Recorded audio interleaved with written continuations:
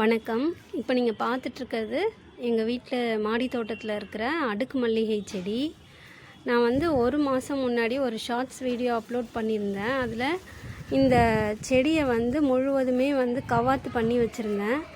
ஒவ்வொரு வருஷமும் இந்த February மார்ச்சில் வந்துட்டு இந்த செடியை நல்லா கட் பண்ணி விட்டுருவோம். அதுக்கப்புறம் January December எப்போ வேணால் கட் பண்ணலாம்.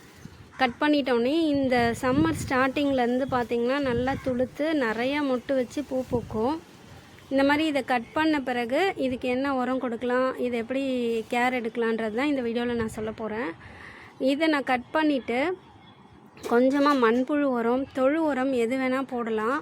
நம்ம வீட்டில் நம்மக்கிட்ட என்ன கிடைக்குதோ அந்த உரங்கள் நீங்கள் போடலாம். நான் வந்துட்டு கிச்சன் கம்போஸ்ட் வச்சுருந்தேன், அதை போட்டிருந்தேன். அப்புறம் வெஜிடபிள் வேஸ்ட்டு, ஃப்ரூட்டு தோல் அது எல்லாமே ஊற வச்சு அதை வந்து நான் செடியில் தெளித்து விட்டுருந்தேன்.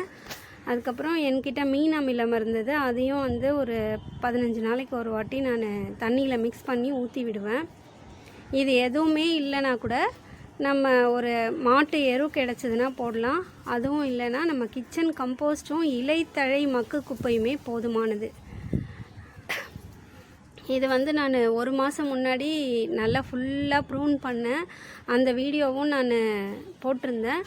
இதில் வந்து நான் ஒரு கைப்பிடி அளவுக்கு, ஒரு ஸ்பூன் அளவுக்கு பயோகிரானுவல்ஸ் எனக்கு கிடச்சிது. டிஏபின்னு சொல்கிறாங்க. அந்த பயோகிரானுவல்ஸ் கிடச்சிது, அதையும் நான் இதில் போட்டு வச்சுருந்தேன். இப்போ பார்த்திங்கன்னா நல்லா செடி நிறையா துளிர் வச்சு மொட்டுக்கள் வச்சுருக்குது. அது பக்கத்தில் இன்னொரு செடி இருக்குது, அதில் வந்து நல்லா இன்னும் அது மொட்டு வைக்க ஆரம்பிக்கல, நல்லா துளுத்துட்ருக்கு. இதுக்கு வந்து 6லேருந்து 8 மணி நேரம் நல்லா சூரிய ஒளி படுற மாதிரி நம்ம வந்து வைக்கணும். மல்லிகை செடி வந்து 20-30 வருடங்கள் ஆனாலும் இந்த செடி வந்து பட்டு போகாமல் நம்மக்கிட்ட நிறையா பூ பூத்துக்கிட்டு இருக்கும். மெயினாக ப்ரூன் பண்ணி விடணும். ஏதாவது ஒரு உரம் வந்து ஒரு 20 நாளைக்கு இல்லை ஒரு மாதத்துக்கு ஒரு வாட்டி போட்டு விடணும். நிறைய தண்ணி ஊற்றக்கூடாது. தண்ணி வந்துட்டு ஒரு 2 நாளைக்கு 3 நாளைக்கு ஒரு முறை தண்ணி விட்டால் போதும்.